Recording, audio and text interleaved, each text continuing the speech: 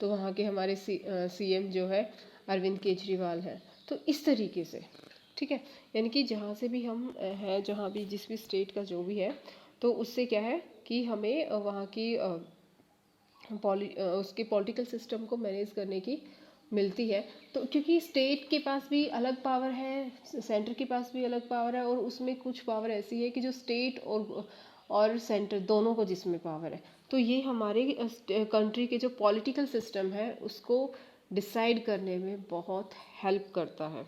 इसके बाद इसी के अंडर में हम क्या क्या, जैसे what type of political system should be there, मतलब कि कैसा पॉलिटिकल सिस्टम होना चाहिए, जैसे डेमोक्रेसी होना चाहिए या डिक्टेटरशिप होनी चाहिए।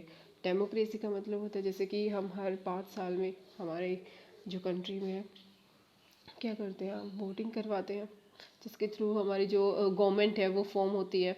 अब है डिक्टेटरशिप, कि हम कोई ऐसा रूलर चाहते हैं जो कि रूल करे, हमारा डिक्टेट करे हमारी कंट्री को, या ये सब हमारा जो है कॉन्स्टिट्यूशन ही डिसाइड करता है। उसके बाद है इट ऑल, फॉर एग्जांपल जैसे Nepals old and new constitution, जैसे कि नेपाल का जो पहला कॉन्स्टिट्यूशन ये था कि हम किंग को भी रखेंगे और हमारे कुछ रूल्स हैं, लॉज हैं, उनको हम इस तरीके से फॉलो करेंगे। उसके बाद है जो सेकंड है, it also provide the guidelines that govern decision making with in the society. ये क्या करता है कि ये भी प्रोवाइड करता है कि गाइडलाइंस गवर्नमेंट को भी, ठीक है। It also provides the guidelines that govern decisions making with in these societies. हमारी सोसाइटी में जो मैंने जैसे एग्जांपल दिया है कि किस तरीके की वैल्यूज़ हमें चाहिए, कि किसी का कोई कुछ क्राइम करता है या फिर किस तरीके का बिहेव करता है, उसके अकॉर्डिंग उस पर चार्जेस लगते हैं और उसी के अकॉर्डिंग उसके कैरेक्टर को डिफाइन किया जाता है। तो ये सारी चीज़ें की। अब है constitution provides us safeguard against the powerful authority, यानी कि जैसे पावरफुल अथॉरिटी है उसके अगेंस्ट में हमें सेफ्टी मिलती है। फॉर एग्जांपल अगर हमारे एरिया में जैसे कोई एमएलए है, एमपी है, क्योंकि वो उसके पास गवर्नमेंट की पावर है, ठीक है, वो उसके थ्रू बहुत सारी चीज़ें कर सकता है, तो उससे बचाता है हमारा कॉन्स्टिट्यूशन हमें। क्यों? क्योंकि उनके अगेंस्ट भी तो कुछ रूल्स दिए होंगे ना, कि कोई एमएलए ऐसे करता है तो उसको हम इस तरह से हटा सकते हैं, या फिर उसके अगेंस्ट में ये एक्शन लिया जा सकता है। तो ये सारी चीज़ें, तो कॉन्स्टिट्यूशन का बहुत ज़्यादा फ़ायदा है। एक तो ये है कि डिफाइन करता है कि हमारा कंट्री का जो नेचर है वो किस तरीके का होगा, कि उसमें डेमोक्रेसी होगी या कोई किंग रूल करेगा या कैसे होगा, ये करता है। और दूसरा हमें बचाता है किसी भी पावरफुल सिचुएशन से। जैसे कि फॉर एग्जांपल आपकी इसमें जो है एक क्लास का एग्जांपल इसमें दिया है। जनरली ये होता है कि हमारे कोई भी जो पावर में है, हमारी गवर्नमेंट में, ये भी हो सकता है जैसे पुलिस में कि कोई हाई रैंक पे है, वो हमें किसी भी वे में मिसयूज़ कर रहा है, या फिर हमें किसी भी वे में ट्रीट कर रहा है जो कि सेफ नहीं है या गलत है ना। या फिर कोई और भी हो सकता है, ज़रूरी नहीं है इन्हीं दोनों पुलिस और ये एमएलए वगैरह यही हो। दूसरी भी चीज़, यानी कि जो भी पावरफुल है वो हमें अगर किसी चीज़ के लिए फोर्स करे तो उसके अगेंस्ट में भी ये हमें जो है सेफ्टी प्रोवाइड करवाता है। इसके बाद यहाँ पे एक सिचुएशन दी हुई है, आपको समझाने के लिए एक क्लास की सिचुएशन दी है, कि इसमें आप पढ़ लेना, मैं आपको पीडीएफ शेयर करूँगी इसकी, ऑफ कोर्स इस चैप्टर की। इसमें क्या है कि एक लड़का होता है, वो क्लास सिंपल वे में क्लास में सारे बच्चे होते हैं। टीचर जो है कुछ टाइम के लिए क्लास से बाहर जाती है, सो वो एक लड़के को खड़ा कर देती है कि तुम आओ और कुछ टाइम के लिए क्लास को कंट्रोल करना है। तो वो लड़का खड़ा हो जाता है और वो उस क्लास को कंट्रोल करता है। लेकिन जो वो लड़का जो बच्चा बीच में बैठा होता है, जो कुछ भी मतलब अपना सिंपली वे में अपना जो भी काम दिया हुआ है वो आराम से कर रहा होता है, कोई इनडिसिप्लिन क्रिएट नहीं कर रहा होता है, वो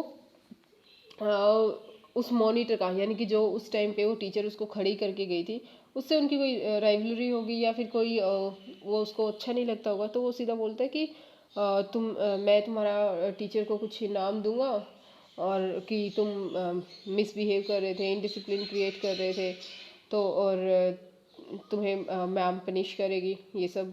लेकिन वो मना करते हैं कि नहीं मैंने ऐसे नहीं किया, लेकिन वो उसको कुछ भी बोलने लग जाता है कि हाँ तुम्हारे लिए ये करेंगे। और जैसे उनकी मैम आती है तो वो मैम को बोलते हैं कि क्लास में इंडिसिप्लिन क्रिएट कर रहा था, और इस वजह से जो उसकी मैम है वो उसको पनिश करती है कि किसी भी वे में कि तुम किसी भी चीज़ को इतने टाइम्स लिखोगे। फॉर एग्जांपल मान लो मैम ने क्वेश्चन दिया है क्लास में, मैम ने चॉक बोर्ड पे तुम्हें 2 क्वेश्चंस लिखवाए हैं, और वो क्लास से चली जाती है किसी भी वे में किसी भी रीज़न से, तो उन्होंने बोला कि यही 2 क्वेश्चंस आप रिपीट करोगे 10 टाइम्स। तो ये भी तो पनिशमेंट हो गई ना, उस बच्चे का तो टाइम वेस्ट हो रहा है ना, क्योंकि एक बार जो काम कर रहा था उसको 10 टाइम्स उसको रिपीट करना पड़ रहा है। तो इन दिस वे, सो अब यहाँ पे relate the story to classroom with government, कि इसी तरीके से कोई हमारे यहाँ पे सोसाइटी में सुप्रीम हो सकता है जो हमें इस तरीके से मिसबिहेव या मिसट्रीट कर सकता है, तो उसमें प्रॉब्लम हो सकती है। दूसरा, we can say the political leaders में misuse their authority, constitution lays down rules that guard us, और जो कॉन्स्टिट्यूशन है वो क्या करता है, हमें गार्ड करता है ऐसी सिचुएशन में। ठीक है, अगर इस लड़के के पास कोई राइट होता इस तरीके का जिसके थ्रू ये प्रूव कर पाता, तो ऑफ कोर्स इसको जो पनिशमेंट नहीं मिलती। जैसे कि इस चीज़ में हमें ये दिए हैं, constitution lays down rules that guard us, हमारे फंडामेंटल राइट्स हमें गार्ड करते हैं। ठीक है, नेक्स्ट इज वाइड इज, इसका जो थर्ड रीज़न है यहाँ पे भी एक दिखाया गया है कि तीसरा रीज़न क्या है इसमें, constitution ensure that our dominant group does not use its power against the less powerful group और पीपल। इसमें ये देखो जो है ग्रुप होते हैं, कई जगह पे ऐसे होते हैं कि मेजोरिटी और माइनॉरिटी की इसमें बात आती है। जैसे एक क्लास के थ्रू इसमें एग्जांपल दिया हुआ है कि एक क्लास में गर्ल्स और बॉयज़ हैं, जिसमें अगर हम इस एग्जाम्पल को ना लेके कोई दूसरा एग्जाम्पल लेना चाहे तो वो भी बहुत अच्छा है। जैसे कि आपकी क्लास में गर्ल्स और बॉयज़ हैं, गर्ल्स हमारे 15 है और 5 बॉयज़ हैं, या फिर ऐसे ले लें 10 बॉयज़ हैं। और क्या होता है कि आपका फ्री पीरियड है तो आप टीचर को बोलते हैं कि मैम कुछ गेम खेलते हैं। तो अब गेम भी तो डिसाइड होगा ना, बहुत तरीके के गेम्स होते हैं। बॉयज़ बोलते हैं क्रिकेट खेलेंगे, गर्ल्स बोलती है हम कुछ मतलब कोई भी फुटबॉल खेलेंगे, यही लगा लो। तो गर्ल्स जो बोलती है कि हम फुटबॉल खेलेंगे, तो टीचर बोलते हैं कि ठीक है ऐसे करते हैं, डिसीजन नहीं हो पा रहा है, just raise your hands who want to play cricket and who want to play football. So जो गर्ल्स है वो ज़्यादा होती है, तो वो फुटबॉल, तो वो बोलते गर्ल्स को ने डिसाइड किया था कि वो फुटबॉल खेलेंगे, तो वो फुटबॉल खेलने के लिए बोल देते कि हाँ हम फुटबॉल ही खेलेंगे, टीचर बोल देता है, क्योंकि जो मेजोरिटी है ज़्यादा बच्चे फुटबॉल के लिए बोल रहे हैं। उसमें से एक गर्ल होती है, वो बच्चे बॉयज़ को बोल सकता है। मैं यहाँ पे जो स्टोरी दी है उसका उल्टा सुना रही हूँ, क्योंकि हमेशा हम बोलते हैं कि बॉयज़ ही डोमिनेट करते हैं, गर्ल्स भी डोमिनेट कर सकती है ना, तो मैं इसका बिल्कुल उल्टा सुना रही हूँ, यहाँ पे समझा रही हूँ तुम्हें। तो वो तो वो कोई गलती जो गर्ल्स कुछ शरारती होती है, ऑफकोर्स वो किसी बॉय को बोल देती है कि देखा जो भी हम चाहते हैं हमेशा वही होता है, हमने अगर फुटबॉल बोला तो फुटबॉल, और नेक्स्ट टाइम भी ऐसे ही कुछ भी होगा तो हमारे जो होगा वही प्ले करना होगा, तुम्हें वही खेलना पड़ेगा, उसी में पार्टिसिपेट करना पड़ेगा, क्योंकि हम लोग मेजॉरिटी में हैं। सो इसमें ये है कि हमारी सोसाइटी में इसी तरीके से बहुत सारी जो लोग हैं वो मेजॉरिटी में होते हैं और बहुत माइनॉरिटी में होते हैं। अगर हम हमेशा मेजॉरिटी की बात लेके चलते रहेंगे तो क्या होगा कि हमारी जो माइनॉरिटी है वो उसका जो राइट्स है वो अबॉलिश होंगे। उनके राइट्स को सेव करने के लिए, उनको गार्ड करने के लिए भी हमें कॉन्स्टिट्यूशन की ज़रूरत होती है।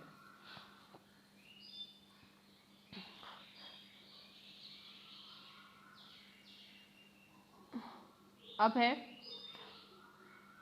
Majority should not exclude the interest. अब देखो इसमें क्या किस तरीके से दिया है, majority should not exclude the interest of minorities. जो माइनॉरिटीज़ हैं उनके हम इंटरेस्ट को एक्सक्लूड नहीं कर सकते, क्योंकि वो भी ह्यूमन बीइंग है, वो भी टैक्स पे करते हैं हमारी कंट्री को। इसलिए अब देखो, अब हम क्या किस तरीके से कैसे कर सकते हैं। Tyranny of majority should be checked, यानी कि किस तरीके की जो भी मेजोरिटी है वो अगर किसी को स्प्रेश करती है, डोमिनेट करती है, तो उसके लिए भी कुछ ना कुछ रूल रेगुलेशन होने चाहिए, उनको भी रोकना चाहिए। फॉर एग्जांपल जैसे रिलीजन्स डोमिनेंट होता है, डोमिनेशन करते हैं ना रिलीजन्स। हमारे कंट्री में बहुत सारे रिलीजन्स है, कुछ रिलीजन्स की मेजोरिटी ज़्यादा है, किसी की कम है, इसमें वहाँ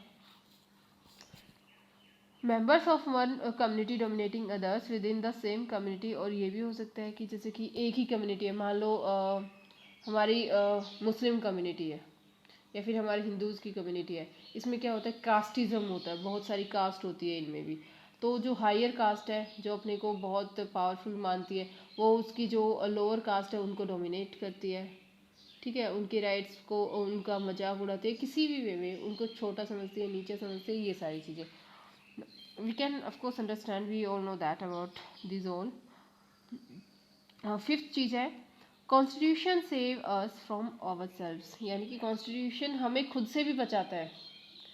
खुद से किस वे में बचाता है, जैसे कि बहुत सारी चीज़ें ऐसी है जो हमें उस टाइम पे पता नहीं होता, किसी भी चीज़ में हम फ्रस्ट्रेट होके किसी को लेके फ्रस्ट्रेट हो जाते हैं, तो कुछ गलत डिसीज़न हम ले सकते हैं। तो इसमें वही है, at time we might take some decision over an issue that might go against our larger interest। मतलब क्या होता है कि इसमें ऐसा हो सकता है कि जिसमें हम ऐसा डिसीजन ले सकते हैं जो आने वाले टाइम में, फ्यूचर में हमारे अगेंस्ट हो सकता है। One may wish the dictatorship but in long run our decision may be wrong. For example इसमें देखो ये है कि जैसे हम देखते हैं कि पॉलिटिकल पार्टीज़ में इतने ज़्यादा ये ऐसी चीज़ें करते हैं, घपले वगैरह करते हैं, जिसकी वजह से बहुत सारा जो है मनी होता है वेस्ट चला जाता है या उसको मिसयूज़ होता है, ये सारी चीज़ें चलते हैं।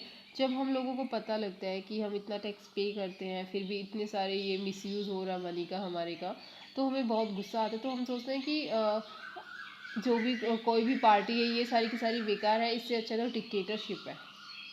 ठीक है, डिक्टेटरशिप मीन्स आप सभी को पता होगा जैसे कि एक रूलर होता है जो वो खुद ही जो